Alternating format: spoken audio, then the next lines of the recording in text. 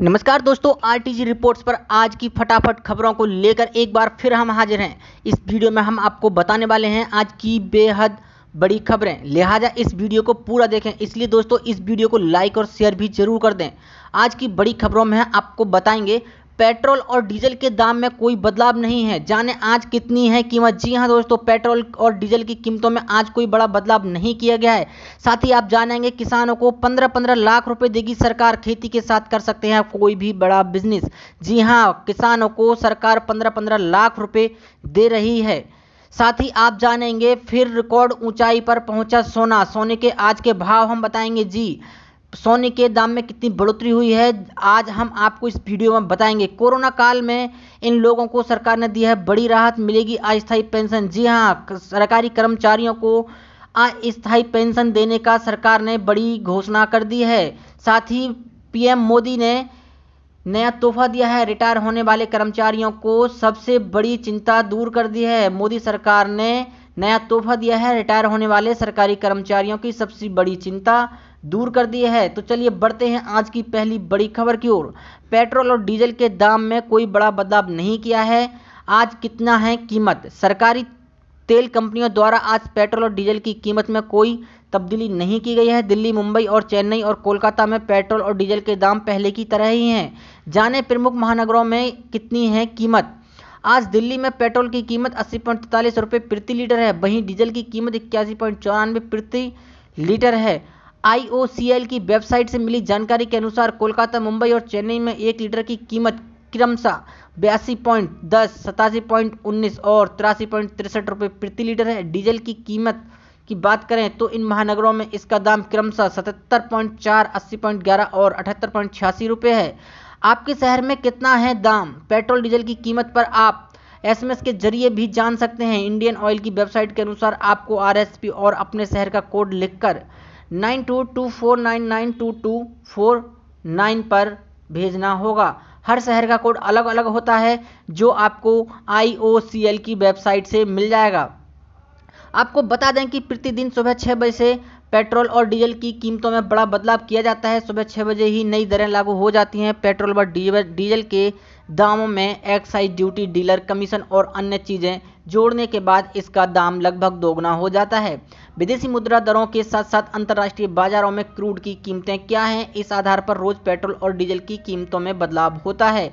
इन्हीं मानकों के आधार पर पेट्रोल रेट और डीजल रेट रोज तय करने का काम तेल कंपनियां करती हैं। डीलर पेट्रोल पंप चलाने वाले लोग हैं, वे खुद को खुदरा कीमतों पर उपभोक्ताओं के अंत में करों और अपने स्वयं के मार्जिन जोड़ने के बाद पेट्रोल बेचते हैं। पेट्रोल रेट और डीजल रेट में यह कॉस्ट भी जुड़ती है। साथ ही एक और बड़ी खबर है जो आपको बता दें, किसानों को 15-15 लाख रुपए देगी मोदी सरकार, खेती के साथ कर सकते हैं बिजनेस। सरकार गरीब के लिए कई योजनाएं लेकर आती है ताकि गरीबों को रोजगार मिलता रहे, देश में कोई भी भूखा ना सोए। इसी तरह किसानों की आय दोगुनी करने के लिए भारत सरकार कई योजनाएं लेकर आई है। उनमें से एक है PM किसान यानी FPO योजना। इससे PM किसान उत्पादन संगठन योजना भी कहते हैं। इस योजना के तहत देश के किसानों को भारत सरकार द्वारा 15-15 लाख रुपए की आर्थिक सहायता मिलेगी। इससे किसानों की खेती में कारोबार की तरह भी लाभ प्राप्त होगा। हर योजना की तरह इस योजना के भी नए नियम होते हैं। इस योजना का लाभ लेने के लिए किसानों को संगठन बनाना होता है। इस योजना के तहत मैदानी इलाके में काम करने के लिए 300 किसानों का संगठन बनाना होगा। पहाड़ी इलाकों में 100 किसानों का संगठन होना चाहिए। इसके लिए पहले कम से कम 11 किसानों को संगठित होकर अपनी एग्रीकल्चर कंपनी या संगठन बनाना होगा। FPO का मतलब है किसान उत्पादक संगठन, यानी किसानों का एक ऐसा समूह जो किसानों की भलाई के लिए काम करता है और जो कंपनी एक्ट के तहत रजिस्टर्ड होता है और एग्रीकल्चर प्रोडक्ट को आगे बढ़ाता है। ऐसे मिलेंगे किसानों को 15-15 लाख रुपए। केंद्र सरकार द्वारा इन्हीं संगठन या ग्रुप को 15-15 लाख रुपए की वित्तीय सहायता देगी। देश के किसानों को इन संगठनों को वही लाभ मिलेंगे जो किसी एक कंपनी को मिलते हैं। देश में 10,000 नए किसान उत्पादक संगठन बनाए जाएंगे जो कंपनी एक्ट के तहत रजिस्टर्ड होंगे। केंद्र सरकार संगठन के काम को देखने के बाद 15-15 लाख रुपए की सहायता देगी। इस सहायता की पूरी राशि 3 वर्षों में मिलेगी। इस योजना के तहत संगठनों से जुड़े किसानों को अपनी उपज के लिए बाजार मिलेगा। उनके लिए खाद, बीज, दवाई और कृषि और औजार जरूरी सामान खरीदना आसान होगा, किसान बिचौलियों से मुक्ति मिलेगी। FPO सिस्टम में किसानों को फसल का अच्छा रेट मिलेगा, इससे उनका आय काफ़ी बढ़ सकता है। प्रत्येक योजना की तरह इस योजना में भी लाभ लेने के लिए आवेदन करना जरूरी होगा। हालांकि अभी ऑनलाइन या ऑफलाइन आवेदन करने के लिए कोई आधिकारिक सूचना जारी नहीं किए गए हैं। जैसे कि इसकी सूचना आती है तो हम आपको इसकी जानकारी देंगे। देश के कोई भी किसान इस योजना का लाभ ले सकते हैं। साथ ही आपको एक और बड़ी खबर की ओर लेकर चलते हैं। फिर रिकॉर्ड ऊंचाई पर पहुंचा सोना। सोने का आज का रेट। सोने की कीमतें लगभग हर रोज रिकॉर्ड तोड़ तेजी कर रही हैं। जी हां, सोमवार के बाद लगातार मंगलवार को भी सोने की कीमतों में तेजी आई है और सोना अपने सबसे ऊपरी स्तर पर पहुंच गया है। घरेलू वायदा बाजार में सोना मंगलवार को सोमवार को रिकॉर्ड स्तर 52,410 रुपये से चढ़कर 52,435 रुपये पहुंच गया। मल्टी कमोडिटी एक्सचेंज यानी MCX पर गोल्ड फ्यूचर कीमतों में 0.64% की बढ़त के साथ 334 रुपये की बढ़ोतरी दिखी, जिसके बाद सोना 52,435 के रिकॉर्ड हाई स्तर पर पहुंच गया है। ग्लोबल मार्केट में सोने की कीमतों में $40 की बढ़ोतरी देखी गई, जिसके बाद सोने की कीमतें $1980 प्रति औंस तक पहुंच गया। सुबह 10:20 पर MCX गोल्ड फ्यूचर में 0.34% की बढ़त के साथ कीमतों में 178 रुपये की बढ़ोतरी देखी गई। इस वक्त सोना 52,279 रुपये पर ट्रेड कर रहा था। अंतर्राष्ट्रीय बाजार में स्पॉट गोल्ड मंगलवार को अपने रिकॉर्ड स्तर पर पहुंच गया। सोने को $1,947 प्रति औंस पर ट्रेड करते देखा गया। हालांकि इसके बाद प्रॉफिट बुकिंग देखी गई। दरअसल निवेशकों के बीच सुगबुगाहट है कि इस हफ्ते होने वाली पॉलिसी मीटिंग के फेडरल रिजर्व अपनी नीतियां आसान करने को लेकर कुछ घोषणाएं कर सकता है।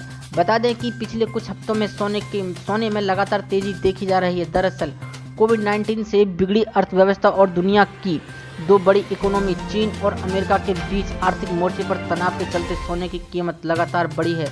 मुश्किल वक्त में अमूमन निवेशक जोखिम वाले निवेश को छोड़कर सोने की ओर ही रुख कर रहे हैं। घरेलू बाजार में गोल्ड की कीमत में तेजी के चलते मांग घटती हुई दिख रही है। वहीं सोने के आभूषणों में सेल्स टैक्स और मेकिंग चार्ज की वजह से देश में इसकी कीमतें अलग अलग भी हो सकती हैं। बता दें कि मार्च से ही घरेलू कमोडिटी एक्सचेंज पर ट्रेडिंग के वक्त को कम कर दिया है।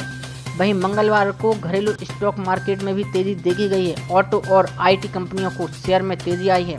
इसके पीछे अमेरिका की ओर से आर्थिक मोर्चों पर संभावित राहत देने की संभावना है। साथ ही लेकर चलते हैं आपको एक और बड़ी खबर की ओर। कोरोना काल में इन लोगों को सरकार ने दिया बड़ी राहत, मिलेगी अस्थायी पेंशन। कोरोना संकट काल में लोगों की नकदी संकट को दूर करने के लिए सरकार ने कई उपाय किए हैं। इसी के तहत सरकार ने एक और अहम फैसला लिया है। इस फैसले का फायदा उन लोगों को होगा जो कोरोना काल में रिटायर हो रहे हैं या होने वाले हैं। आइए इसके बारे में विस्तार से जानते हैं। दरअसल सरकार ने कोरोना महामारी के दौरान रिटायर होने वाले केंद्र सरकार के कर्मचारियों को नियमित पेंशन भुगतान आदेश PPO जारी होने और अन्य औपचारिकताएं पूरी होने तक अस्थायी पेंशन राशि देने का ऐलान किया है। केंद्रीय मंत्री जितेंद्र सिंह ने इसकी जानकारी देते हुए कहा, मोदी सरकार के सत्ता में आने के बाद से पेंशन और पेंशनभोगी कल्याण विभाग को नया रूप दिया गया है। इसे उस रूप से तैयार किया गया है जिसके बाद संबंधित कर्मचारी को बिना किसी विलंब के रिटायरमेंट के दिन से ही नियमित पेंशन भुगतान आदेश PPO दे सके। हालांकि कोविड-19 महामारी और लॉकडाउन के कारण दफ्तर के काम में बाधा से इन दौरान रिटायर होने वाले कुछ कर्मचारियों को PPO नहीं जारी किया जा सका है। केंद्रीय मंत्री के मुताबिक मौजूदा सरकार पेंशनभोगी और वरिष्ठ नागरिकों को लेकर संवेदनशील है, इसलिए CCS पेंशन नियम 1972 के तहत नियमित पेंशन भुगतान में विलंब से बचने के लिए नियम में छूट दी जा सकती है। इसका फायदा ये होगा कि अस्थायी पेंशन और अस्थायी ग्रेच्युटी का भुगतान किसी भी बाधा के नियमित PPO जारी होने तक हो सकेगा। कार्मिक मंत्रालय जितेंद्र सिंह के हवाले से एक बयान में कहा है, कोविड-19 महामारी के दौरान रिटायर होने वाले केंद्र सरकार के कर्मचारियों को नियमित पेंशन भुगतान आदेश जारी होने और अन्य औपचारिकताएं पूरी होने तक अस्थायी पेंशन राशि मिलेगी। साथ ही आपको लेकर चलते हैं एक और बड़ी खबर की ओर। मोदी सरकार का नया तोहफा, रिटायर होने वाले कर्मचारियों को सबसे बड़ी चिंता होगी दूर। मोदी सरकार ने कोरोना वायरस महामारी के दौरान रिटायर हो रहे कर्मचारियों के लिए एक शानदार पहल की है। अब केंद्रीय कर्मचारियों को रिटायरमेंट के बाद बिना भाग दौड़ किए पेंशन मिलना शुरू हो जाएगी। सरकारी कर्मचारियों की सबसे बड़ी चिंता रिटायरमेंट के बाद पेंशन पाने की होती है। पेंशन शुरू करवाने के लिए इन कर्मचारियों को कई बार सरकारी दफ्तरों के चक्कर काटना होता है। मोदी सरकार ने कोरोना वायरस महामारी के दौरान रिटायर हो रहे कर्मचारियों के लिए एक शानदार पहल की है। अब केंद्रीय कर्मचारियों को रिटायर होने के बाद बिना किसी भागदौड़ किए पेंशन मिलना शुरू हो जाएगी। केंद्रीय मंत्री जितेंद्र सिंह ने सोमवार को कहा कि कोविड-19 महामारी के दौरान रिटायर होने वाले केंद्र सरकार के कर्मचारियों को नियमित पेंशन भुगतान आदेश पीपीओ जारी होने और अन्य औपचारिकताएं पूरी होने तक अस्थायी पेंशन राशि मिलेगी। उन्होंने कहा है कि महामारी और लॉकडाउन को देखते हुए ये निर्णय लिया गया है। सरकारी कर्मचारियों को मुख्य कार्यालय में पेंशन फॉर्म जमा करने में कठिनाई हो सकती है या हो सकता है वे सर्विस बुक के साथ दावा फॉर्म भौतिक रूप से संबंधित वेतन और लेखा कार्यालय में जमा करवाने की स्थिति में ना हो। खासकर दोनों कार्यकाल अगर अलग अलग शहरों में स्थित हैं तो यह समस्या और बढ़ जाती है। कार्मिक उन शिकायतें और पेंशन मामलों में मंत्री सिंह ने कहा है ये केंद्रीय सशस्त्र पुलिस बलों के लिए उपयुक्त है जो निरंतर एक शहर से दूसरे जगह जाते हैं, उन जिनके लिए मुख्य कार्यालय वेतन और लेखा कार्यालय वाले स्थान को दूसरे शहरों में होते हैं। उन्होंने कहा कि मोदी सरकार के सत्ता में आने के बाद से पेंशन और पेंशनभोगी कल्याण विभागों को नया रूप दिया गया है। उसे उस वक्त से तैयार किया गया है जिसके वे संबंधित कर्मचारी को बिना किसी विलंब के रिटायरमेंट के दिन से ही पीपीओ दे सकते हैं। सिंह ने कहा है कि हालांकि कोविड-19 महामारी और लॉकडाउन के कारण दफ्तर के काम में बाधा से इस दौरान रिटायर होने वाले कुछ कर्मचारियों को पीपीओ नहीं जारी किया जा सका। मंत्री ने कहा है कि लेकिन मौजूदा सरकार पेंशनभोगी और वरिष्ठ नागरिकों को लेकर संवेदनशील है, इसलिए सीसीएस 1972 के तहत नियम पेंशन भुगतान में विलंब से बचने के लिए नियम में छूट दी जा सकती है ताकि अस्थायी पेंशन और अस्थायी ग्रेच्युटी का भुगतान बिना किसी बाधा के नियमित पीपीओ जारी होने तक हो सके। दिल्ली समेत पूरे उत्तर भारत में भारी बारिश का अलर्ट। बंगाल की खाड़ी पर विकसित हुआ निम्न दबाव का क्षेत्र आगे बढ़ते हुए तटीय ओडिशा और इससे सटे भागों में पहुंच गया है। इस सिस्टम के साथ ही एक चक्रवर्ती हवाओं का क्षेत्र भी बन गया है। मौसम विभाग की माने तो आज दिल्ली समेत पूरी उत्तर भारत में व्यापक वर्षा की संभावना है। इस दौरान मध्य प्रदेश, महाराष्ट्र समेत पूर्वी भारत में भी अच्छी वर्षा हो सकती है। ऐसे में ये जानते हैं झारखंड, यूपी, बिहार, बंगाल और केरल समेत अन्य राज्यों का हाल। भुवनेश्वर आईएमडी निदेशक एचआर विश्वास ने बताया कि पिछले 24 घंटों में ओडिशा में अधिक से अधिक भारी बारिश हुई है। जाजपुर जिले में सबसे अधिक 348 मिमी बारिश दर्ज की गई है। कल सामान्य से 14% बारिश कम थी। एक दिन में ज्यादा बारिश होने की वजह से अब सिर्फ 9% कम है। मौसम विभाग के अनुसार उत्तर पश्चिम भारत में अगले 5 दिनों तक भारी बारिश की अनुमान लगाया गया है। वहीं अगले 4-5 दिनों के दौरान उत्तराखंड और यूपी के मौसम में भारी गिरावट की संभावना है। वहीं 15 से 17 और 18 तारीख को गुजरात क्षेत्र में भारी बारिश की संभावना है। अन्य रिपोर्ट के अनुसार मानसून की अक्षर रेखा दक्षिण में राजस्थान पर आ गई है। इस समय मानसून ट्रफ जैसलमेर, अजमेर, उमरिया होते हुए उड़ीसा पर बने हुए निम्न दबाव के क्षेत्र तक पहुंच रही है, जिससे राजस्थान और उड़ीसा से सटे इलाकों में बारिश हो सकती है। बता दें कि कल जयपुर में भारी बारिश हुई थी। मौसम विभाग ने एक बयान में कहा है कि बिहार के कई इलाकों में बारिश हो रही है। बारिश के साथ ही कुछ इलाकों में कठिन और ठंड का गिरने की भी संभावनाएं हैं। यूपी मौसम विभाग के अधिकारियों ने बताया कि यूपी के कई जिलों में 20 अगस्त तक भारी बारिश की उम्मीद है, जिसे देखते हुए सभी जिले सावधानी बरतने का निर्देश जारी कर दिया है। साथ ही बढ़ते हैं आज की और एक बड़ी खबर की ओर। कोरोना की शोध में लगे वैज्ञानिकों का बड़ी सफलता हासिल हुई है। कोरोना वायरस के संभावित लक्षण के क्रम को किया डिकोड। जी हां दोस्तों, कोरोना वायरस की खोज में जुटे वैज्ञानिकों को एक बड़ी सफलता मिली है। दरअसल अमेरिका के शोधकर्ताओं ने इंसान में कोरोना वायरस के संभावित लक्षण के क्रम को डिकोड करने की सफलता प्राप्त की है। इस शोध के अनुसार अगर आप कोरोना संक्रमित हैं तो आपको सबसे पहले बुखार, इसके बाद खांसी, मांसपेशियों में दर्द और फिर जी मचलाना या उल्टी और दस्त होने लगेंगे। कोरोना वायरस के एक लक्षण का पता कर लगने के बाद संक्रमितों की सबसे बड़ा फायदा यह होगा कि वो तुरंत अपनी जांच करवा सकते हैं और इसके साथ ही वो इस संक्रमण को बढ़ने से रोक सकते हैं कि उनके द्वारा किसी अन्य इंसान को यह संक्रमण नहीं पहुंचे। फ्रंटियर्स इन पब्लिक हेल्थ नामक पत्रिका में प्रकाशित शोध के अनुसार लक्षणों के क्रम को पहचानने से डॉक्टरों को संक्रमित का इलाज करने में भी काफ़ी मदद मिल सकती है। अमेरिका के दक्षिणी कैलिफोर्निया विश्वविद्यालय के शोध लेखक पीटर कुल ने कहा है, यह क्रम विशेष रूप से यह जानने को लेकर महत्वपूर्ण है कि हम कोरोना संक्रमण के लक्षण की तरह होने वाले फ्लू जैसी बीमारियों के साइकिल को अब पार कर रहे हैं। जी हां, शोध के अन्य लेखक जोसेफ लार्सन ने कहा है। इससे कोविड-19 के उपचार के लिए अब बेहतर दृष्टिकोण उपलब्ध है, जिस पहचान कर पहले ही मरीजों को अस्पताल में भर्ती किया जा सकता है। बुखार और खांसी अक्सर विभिन्न प्रकार की सांस की बीमारियों से जुड़े होते हैं, जिनमें मिडिल ईस्ट रेस्पिरेटरी सिंड्रोम, मर्स और सार्स शामिल हैं।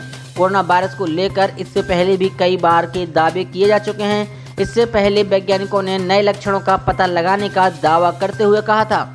संक्रमित मरीजों की जांच के दौरान चला इसमें लगभग 66% मरीजों में सूंघने या खाने का स्वाद लेने की क्षमता काफ़ी कम दिखी।